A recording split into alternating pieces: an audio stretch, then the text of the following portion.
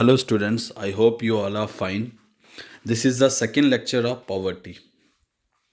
कल हमने पॉवर्टी के बारे में कुछ बेसिक्स टर्म को डिस्कस किया था कि पॉवर्टी लाइन क्या होती है, पॉवर्टी को किस किस टाइप में हमने डिफाइन किया है, रिलेटिव पॉवर्टी या कंजप्शन पॉवर्टी या फिर प्राइस पॉवर्टी। तो कई सारे बेसिक टर्म्स को डिस्कस किया था। आज हमको डिस्कस करना है कि पॉवर्टी के लिए जो हम डाटा चाहिए, जो कौन लेता है, नेशनल सैंपल सर्वे ऑर्गेनाइजेशन, इस डाटा को कैलकुलेट करने के कितने मेथड हैं, कैसे कैसे हम इनको कैलकुलेट करते हैं और आज तक पॉवर्टी को लेके कितनी कमेटीज़ इंडिया में आई हैं और उन कमेटीज़ ने क्या क्या अपने रिकमेंडेशंस दिए।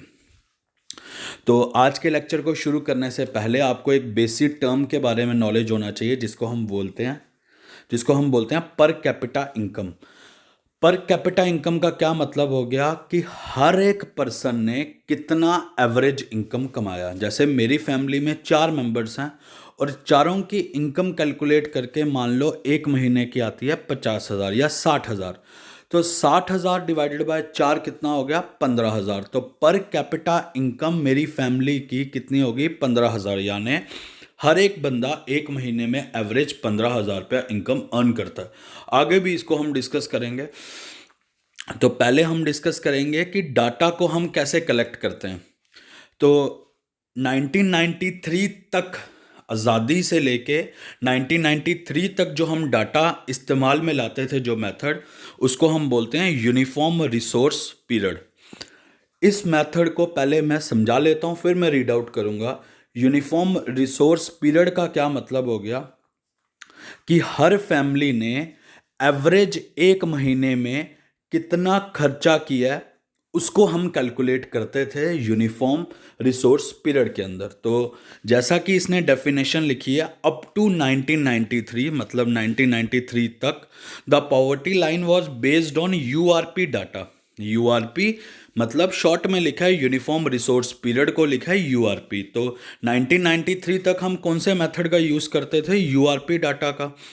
ये यूआरपी डाटा क्या बोलता है, यूआरपी पीरियड क्या बोलता है? Which involve asking people about their consumption expenditure across a 30-day recall period, that is the information based on the recall of consumption expenditure in the period of 30 days। तो in short URP method में क्या चीज़ बोली गई है, URP method में क्या चीज़ हम देखते हैं? हम देखते हैं कि पिछले 30 दिनों में लोगों ने कितना खर्चा किया। जैसे मैं अपनी बात करूं, पिछले 30 दिनों में मैंने अगर 50,000 रुपया अपनी बेसिक नीड्स के लिए खर्चा किया है या 20,000 रुपया अपनी बेसिक नीड्स के लिए खर्च किया है, तो उसको मैंने कैलकुलेट करना है पॉवर्टी को चेक करने के लिए, पॉवर्टी को चेक करने के लिए। पर ये डाटा इतना सक्सेसफुल नहीं हुआ, ये चीज़ इतनी सक्सेसफुल नहीं हुई, इसीलिए इसके बाद हमने एक मेथड चेंज किया। जैसे कि नेक्स्ट मेथड लिखा है मिक्स्ड रेफरेंस पीरियड। तो 2000 के बाद हमने इस मेथड का इस्तेमाल में लाया। इस मेथड में हमने क्या चीज़ के बारे में डिस्कशन किया? जैसे कि लिखा है the national sample survey organisation switch to MRP method which measure consumption of 5 low frequency item जैसे कि cloth, footwear, durable, education, institutional health over the previous year and all other items over the previous 30 days। Meaning क्या है? पहले हमने समझा uniform resource period क्या बोलता है कि पिछले 30 दिनों में हमने कितना खर्चा किया बेसिक नीड्स के ऊपर। मिक्स्ड रेफरेंस पीरियड क्या बोलता है कि बेसिक जो नीड्स हैं, रोटी, कपड़ा, मकान, एजुकेशनल और हेल्थ के लिए हमने पिछले साल के मुकाबले में कितना खर्च किया। वहाँ पे खाली 30 दिनों का डाटा कैलकुलेट कर रहा था, यहाँ पे कितने दिनों का डाटा कैलकुलेट कर रहा है? 1 साल का। इस मेथड में और उस मेथड में थोड़ा सा चेंज है। यूनिफॉर्म रिसोर्स पीरियड में बोल रहा है जितने भी हमारे खर्चे होते हैं जिंदगी में एग्जिस्ट करने के लिए, जितनी भी चीज़ों पे हम खर्चा करते हैं,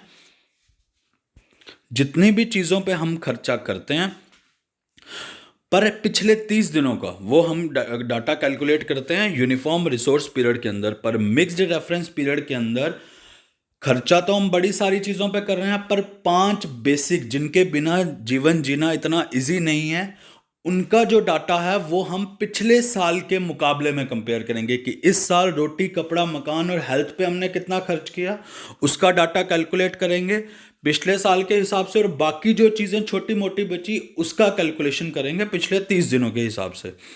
तो यूआरपी मतलब बेसिक में डाटा कैलकुलेट करेंगे कि हमने पिछले 30 दिनों में कितना खर्च किया है, और मिक्स्ड रेफरेंस पीरियड में हम क्या चीज़ देखेंगे कि पिछले साल हमने बेसिक नीड्स पे कितना खर्चा किया था और इस साल कितना खर्च किया। इस चीज़ को समझाने के लिए मैंने थोड़ा सा ज़्यादा टाइम लिया क्योंकि आगे ये चीज़ काफ़ी इंपॉर्टेंट साबित होने वाली है। तो पूछा जाए कि इंडिया पहले किस मेथड का यूज़ किया करता था, यूआरपी, और प्रेजेंट टाइम पे इंडिया किस चीज़ का यूज़ करता है, किस मेथड का यूज़ करता है, मिक्स्ड रेफरेंस पीरियड का। तो अब हम थोड़ा सा आगे बढ़ेंगे। आगे हमें बोल रहा है कि हमारे पास कई सारी डेवलपमेंट हुई, पहले तो आज़ादी से पहले किस तरह काम चलता था और आज़ादी के बाद किस तरह चला। जैसे कि लिखा है प्री इंडिपेंडेंस पॉवर्टी एस्टिमेशन, आज़ादी से पहले हम पॉवर्टी को कैसे एस्टिमेट करते थे। दादा भाई Naoroji through his book poverty and un British rule in India made the earliest estimation of poverty line. Question पूछा जाए पहली बार पॉवर्टी एस्टिमेट किसने की, वो पर्सन थे दादा भाई नरोजी। कैसे की, उन्होंने एक बुक लिखी थी poverty and un British rule in India. ये दोनों क्वेश्चन मोस्ट इंपॉर्टेंट है। अब इसमें इन्होंने किस तरह पॉवर्टी को डिफाइन किया, ब्रैकेट में लिखा है 16 to 35 rupees per capita per year. इन्होंने क्या थ्योरी दी कि जो बंदा 16 से 35 रुपए कमाता है पर कैपिटा, मतलब हर एक बंदा एक साल का, यानी एक बंदा अगर साल का 16 से 35 रुपए कमाता है तो वो गरीब की कैटेगरी में नहीं आएगा, जो इससे कम कमाएगा वो गरीब की कैटेगरी में आएगा। The poverty line proposed by him based on the cost of subsistence और minimum basic diet such as flour, mutton, vegetable, ghee, vegetable oil. तो इन्होंने 16 से 35 रुपए क्यों बनाया, क्योंकि उस टाइम जो बेसिक खाने पीने का सामान जो इस लिस्ट में लिखा है उसकी कीमत 16 से 35 रुपए आती थी। तो हमें याद रखना है पहली बार पॉवर्टी को एस्टिमेट किसने किया, दादा भाई नरोजी। इन्होंने एक बुक लिखी थी poverty and un British rule in India, और इन्होंने क्या रिकमेंडेशन दिया कि हर बंदे की पर कैपिटा इनकम कितनी होनी चाहिए, 16 से 35 रुपए। नेक्स्ट आता है national planning committee 1938। National planning committee आई 1938 में। इसने क्या बोला कि हर बंदे की पर कैपिटा इनकम कितनी होनी चाहिए, 15 से 20 रुपए पर मंथ। उन्होंने कहा था 16 से 35 रुपए पर साल, इन्होंने कहा 15 से 20 रुपए पर मंथ, 15 से 20 रुपए पर मंथ। तो ये कौन सी कमेटी थी, नेशनल प्लानिंग कमेटी। एक छोटी सी चीज और याद रखनी है, नेशनल प्लानिंग कमेटी बनवाई किसने थी, सुभाष चंद्र बोस। और इस कमेटी के उन्होंने हेड किसको बनाया था, पंडित जवाहरलाल नेहरू। और ये कमेटी बनाने का मकसद क्या था, with the basic aim to ensure the adequate standard of living for the masses, की लोगों की जिंदगी थोड़ी सी नॉर्मलाइजेशन पे आ जाए, लोग गरीबी से बाहर निकलना शुरू कर दें। एक अगला प्लान था बॉम्बे प्लान 1944। इसमें बोला गया कि पर कैपिटा इनकम कितनी होनी चाहिए साल की, 75 रुपीज हर बंदा साल का कमाना चाहिए। तो आज़ादी से पहले ये सारी कमेटियां आई थी। आज़ादी के बाद अलग अलग कमेटी आई। आज़ादी के बाद पहली committee planning commission expert group 1962। इस कमेटी ने क्या बोला, इस कमेटी ने कहा कि हम पॉवर्टी को दो अलग अलग पार्ट्स में डिवाइड करेंगे।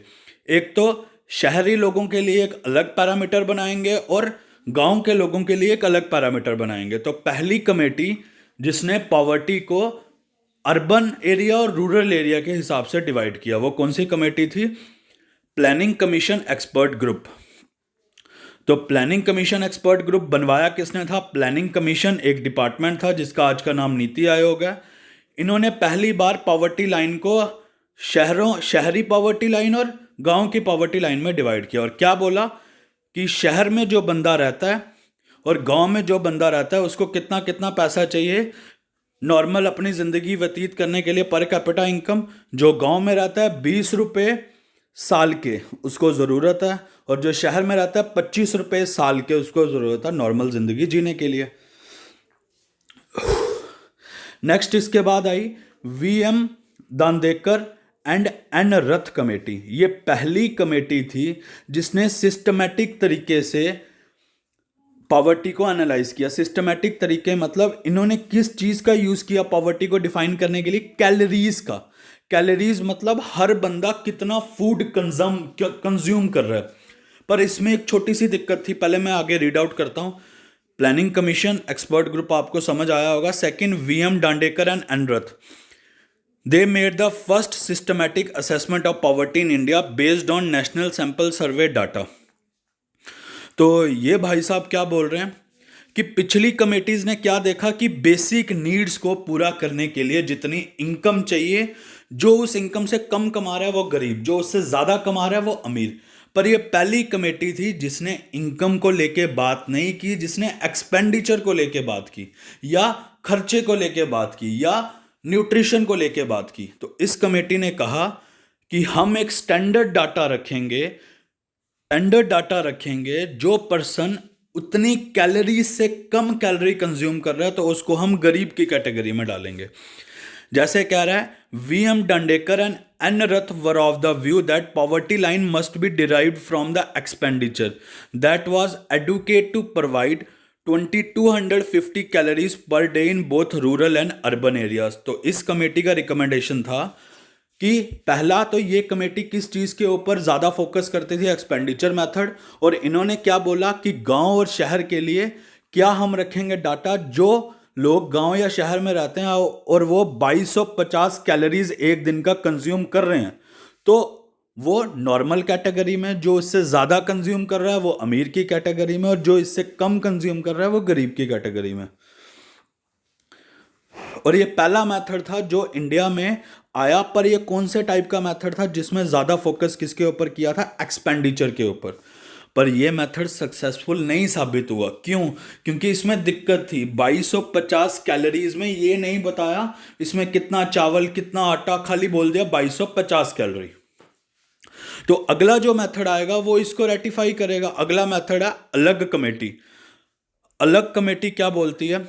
It is a task force which is constituted by planning commission under the chairmanship of Y K Alagh, constructed a poverty line for rural and urban areas on the basis of nutritional requirement and related consumption expenditure. Poverty estimates for subsistent heirs to be calculated by adjusting the price level for inflation. तो अलग committee ने कहा कि जैसे पिछली committee ने कहा था कि टोटल कैलोरीज 2250 चाहिए, पर 2250 कैलोरी तो 2 समोसे खाने के बाद भी आ जाएगी। पर हमें यह जानना है कि उस 2200 कैलोरी में कितना राइस का प्रपोर्शन होना चाहिए, कितना मतलब चपाती का होना चाहिए, कितना सब्जी का होना चाहिए। तो उसको इन्होंने रिकमेंडेशन दी कि भाई कैलोरीज को भी बांटो। कैलोरीज खाली नंबर नहीं डिफाइन करेगा, देखो कि उसकी डाइट में क्या क्या चीजें आनी चाहिए। और जो महंगाई आ रही है दिन ब दिन, उसका तुमने कोई क्लैरिफिकेशन नहीं दिया, कोई इंफॉर्मेशन नहीं दी कि महंगाई होगी तो उसको कैसे एडजस्ट करेंगे। तो इस कमेटी ने सिर्फ बातचीत की, कोई रिकमेंडेशन नहीं दिया। इसके बाद एक लगड़ा वाला कमेटी आई। लगड़ा वाला कमेटी क्या बोलती है? It is a task force which is chaired by DT Lakadwala based on the assumption that the basket of goods and services used to calculate consumer price index industrial workers। in short में तुम्हें समझा देता हूँ। इस committee ने बोला कि एक दो तरह के हमारे पास वर्कर्स हैं, एक इंडस्ट्रीज में काम करते हैं और एक एग्रीकल्चर में काम करते हैं। इंडस्ट्रीज में भी लोग मजदूरी करते हैं और खेती बाड़ी में भी लोग मजदूरी करते हैं। तो इन दोनों के लिए हमें अलग अलग डाटा बनाना चाहिए ताकि दोनों लोगों को अच्छे से हम एनालाइज कर पाएं। और इस कमेटी का इतना कोई खास इंपॉर्टेंस नहीं है। जो अगली कमेटी आएगी तेंदुलकर कमेटी, ये मोस्ट इंपॉर्टेंट है।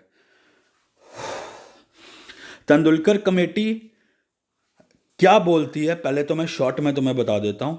तेंदुलकर कमेटी, जो तुम्हें मैंने एक बार कमेटी के बारे में बताया, काफ़ी सारी हमें कमेटीज हमने डिस्कस की। तेंदुलकर कमेटी ये बोलती है कि अभी जो तुम पॉवर्टी लाइन बना रहे हो कि 75 रुपीज़ पर कैपिटा इनकम होनी चाहिए या 2250 कैलोरीज हर बंदा कंज्यूम करना चाहिए। ये डाटा तुम कैलकुलेट कर रहे हो 1970 के हिसाब से और अभी चल रहा है 2009। तो हमें कुछ नई चीज़ें लानी पड़ेंगी। पहले तो देखते हैं इस बंदे ने क्या बोला। ये कमेटी बोलती है the methodology for poverty estimation and to address the following shortcomings of the previous method. इन्होंने क्या बोला कि प्रीवियस मेथड में क्या दिक्कत है। पहला तो अब्सोल्यूट कंजप्शन पैटर्न, कि जो हम पॉवर्टी को कैलकुलेट कर रहे हैं उसके लिए जो हम पैरामीटर या चीज़ें ले रहे हैं वो काफ़ी पुराने टाइप की हैं, उनको हमें बदलना है। और जो हम डाटा ले रहे हैं वो 1970 के हिसाब से ले रहे हैं और अब तो महंगाई भी काफ़ी बढ़ गई है। सेकंड आ गया इन्फ्लेशन एडजस्टमेंट। जैसा बीच में एक कमेटी ने कहा था कि तुम महंगाई को नहीं एडजस्ट कर रहे हो, ये भी इन्होंने कहा। हेल्थ एंड एजुकेशन में भी लोगों का एक्सपेंडिचर लग रहा है, तुम उसको गरीबी जब गिननी है उसके बारे में तुम नहीं सोच रहे हो।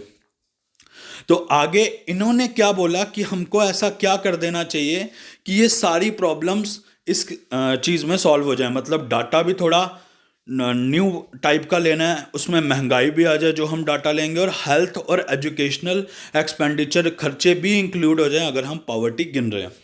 तो ये कमेटी ने क्या सजेशन दिए, इन्होंने कहा shift from calorie consumption based poverty estimation. इन्होंने कहा कि जो तुम नया मेथड जो तुम अभी यूज़ कर रहे हो कैलोरी बेस्ड 2250 कैलोरी जो खा रहा है वो अमीर है, जो इससे कम खा रहा है वो गरीब है। उस कैटेगरी को छोड़ दो, कंजप्शन मेथड को छोड़ दो और वापस किस पे आ जाओ, इनकम मेथड पे। और जब इनकम मेथड गिन रहे हो खाली बेसिक रोटी कपड़ा मकान मत लो, और भी चीज़ें लो। मतलब वेजिटेबल भी देखो, फ्रूट्स भी देखो, ड्राई फ्रूट्स भी देखो, शुगर, सॉल्ट, अदर चीज़ें, क्लॉथिंग, फुटवेयर, एजुकेशन, मतलब सारी चीज़ें भी गरीब को भी चाहिए। ये सारी चीज़ें खरीदने में मिनिमम जितनी इनकम लगती है पर्सन को चाहिए, वो इनकम डिसाइड करेगी कि वो पर्सन अमीर है या गरीब है। जैसे कि मैंने नीचे समराइज कर दिया कि इन्होंने क्या बोला कि गांव के लोगों को 446.68 रुपीज़ चाहिए पर मंथ, तो वो अमीर की कैटेगरी में आएंगे। इससे कम कमाते हैं तो वो गरीब की कैटेगरी में। और शहर में 578.50 rupees per capita income per month जिसकी होगी वो अमीर की कैटेगरी में, बाकी गरीब की कैटेगरी में। तो ये दोनों चीज़ें याद रखनी है। और सबसे बेस्ट कमेटी जिसने लोगों के हित में सोचा और अच्छे तरीके से पॉवर्टी को एक्सप्लेन किया, जिसने समझा कि ये जो मेथड चल रहे हैं ये पुराने टाइप के मेथड हैं, इससे असली पॉवर्टी नहीं आ रही है, वो तेंदुलकर मेथड है। तेंदुलकर कमेटी ने जो जो रिकमेंडेशन दिए इन शॉर्ट मैंने तुम्हें समझा दिए। तुम्हारे लिए खाली इन कमेटीज के नाम और रिकमेंडेशन इंपॉर्टेंट है। आगे यही इन तेंदुलकर कमेटी ने ही बोला प्राइवेट एक्सपेंडिचर। प्राइवेट मतलब कि लोगों को कुछ फैसिलिटीज प्राइवेटली लेनी पड़ती हैं। मतलब गवर्नमेंट इतनी अच्छी वो फैसिलिटीज नहीं देती, जैसे हेल्थ एंड एजुकेशन। गरीब को भी हेल्थ की ज़रूरत है, एजुकेशन की भी ज़रूरत है। जब तुम गरीबी गिनते हो तो तुम इन दो चीज़ों को नहीं लेते हो, तुम खाली रोटी कपड़ा मकान लेते हो। हेल्थ भी इंपॉर्टेंट पार्ट है, एजुकेशन भी इंपॉर्टेंट पार्ट है। जब तुम गरीबी गिनते हो इन दोनों को भी एडजस्टमेंट में लो। और लास्ट लिखा है प्राइस एडजस्टमेंट प्रोसीजर। इस कमेटी ने कहा the committee also recommended the new method of updating poverty line adjusting for changes in price and patterns of consumption. ये दोनों चीज़ें मैंने आपको समझाई।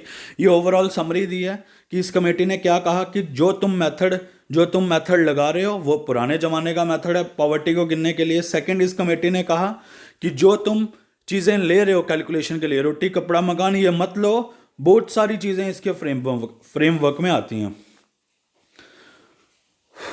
इस कमेटी ने और दो तीन चीज़ें बोली। Mixed reference period the committee recommended. मैंने आपको शुरू में ही बताया था, एक मिक्स्ड रेफरेंस पीरियड है और एक यूनिफॉर्म रिसोर्स पीरियड है। इस कमेटी ने कहा कि तुम मिक्स्ड रेफरेंस पीरियड के हिसाब से गिनती करो, यूनिफॉर्म रेफरेंस पीरियड के हिसाब से मत करो। लास्ट में यह लिखा है कि तेंदुलकर कमेटी ने लास्ट और मोस्ट इंपॉर्टेंट चीज़ क्या बोली, इसने बोला कि परचेजिंग पावर पैरिटी की वैल्यू होनी चाहिए 33 रुपीज़ पर डे। ये लास्ट टर्म समझना मुश्किल है। पीपीपी, इसकी पहले फुल फॉर्म पूछता है, what do you mean by PPP, purchasing power parity. Purchasing power parity क्या होती है? ये एक ऐसा मेथड है जो ये बताता है कि मिनिमम कितने पैसे चाहिए पर्सन को अपनी बेसिक नीड्स पूरी करने के लिए। मान लो रोटी कपड़ा मकान की कॉस्ट कितनी बनती है एक दिन की, मान लो 30 रुपए बनती है। पर कैलकुलेशन इसमें नया क्या है, जो भी इस डाटा की वैल्यू आएगी उसकी कैलकुलेशन किसके हिसाब से करनी है, एक कंट्री के हिसाब से नहीं, इंडिया में नहीं, इसका कंपैरिजन करना है इंडिया और यूएस का। तो पीपीपी का मतलब है बेसिक कितना पैसा चाहिए इंसान को अपनी बेसिक नीड्स पूरी करने के लिए, और इसका कंपैरिजन करना है हमने किसी और कंट्री से। और इस कमेटी ने कहा परचेजिंग पावर पैरिटी की वैल्यू कितनी होनी चाहिए, 33 रुपीज पर डे। इसके बाद लास्ट कमेटी जो पॉवर्टी को एक्सप्लेन करती है उसका खाली नाम याद रखना है, उसका नाम है रंगराजन कमेटी। बस दैट्स इट, इसका नाम ही हमें याद रखना है, रंगराजन कमेटी। इस कमेटी ने भी एक्स्ट्रा क्या बोल दिया, इसने बोल दिया इस कमेटी ने कहा to review international poverty estimation method and indicate whether based on this a particular method for imperial poverty estimation can be developed in India. इन्होंने कहा कि हमें देखना चाहिए बाहर की कंट्रीज किस तरह पॉवर्टी को मेज़र करती हैं, और अगर पॉसिबल है तो इंडिया में भी हमें उसी तरह के मेथड यूज़ करने चाहिए। और देखना चाहिए कि इंडियन गवर्नमेंट को भी अगर ये चीज़ें पूरी नहीं हो पा रही हैं, इंडिया में गरीबी पूरी नहीं हो पा रही है, तो गवर्नमेंट किस तरह कंट्रीब्यूट करेगी इन चीज़ों को ठीक करने के लिए। तो लगभग हमने प्री इंडिपेंडेंस वाले भी सारे समझे, पोस्ट इंडिपेंडेंस वाले भी सारे समझे। पर कैपिटा इनकम जो तुम्हारा बार बार काम आया वो मैंने तुम्हें शुरू में ही समझाया था। पर कैपिटा इनकम मतलब एक बंदा साल में कितना पैसा कमा रहा है, एवरेज उसको बोलते हैं पर कैपिटा इनकम। लास्ट इस लेक्चर को कंक्लूड करते टाइम हमने ये समझना है कि इंटरनेशनल पॉवर्टी लाइन मतलब इंडिया में तो जो हुआ, बाहर के जो काफ़ी बड़ी ऑर्गेनाइजेशन है वो कैसे पॉवर्टी को एस्टिमेट करती हैं। World bank defines a person is extremely poor if she is living in a less than 1.90 international dollars a day. World bank बोलता है वो पर्सन गरीब है जो 1.90 डॉलर से कम कमाता है एक साल का। वर्ल्ड बैंक की डेफिनेशन ये। एशियन डेवलपमेंट बैंक क्या बोलता है, जो पर्सन 1.51 डॉलर पर डे कमाता है वो नॉर्मल, उससे नीचे जो कमाता है वो गरीब। तो दोनों का हमने याद करना है। वर्ल्ड बैंक कितना बोलता है, 1.90 डॉलर पर डे, और एशियन डेवलपमेंट बैंक क्या बोलता है, 1.51 डॉलर पर डे। और इंडिया में कई सारी कमेटीज़ हैं जिनका अपना अलग अलग रिकमेंडेशन है। हमें तेंदुलकर वाला याद रखना है, 458 अप्रॉक्सीमेटली फॉर गांव के लिए, 550 पर डे फॉर अमीर लोगों के लिए या शहरी लोगों के लिए। तो that's all for today, thank you so much.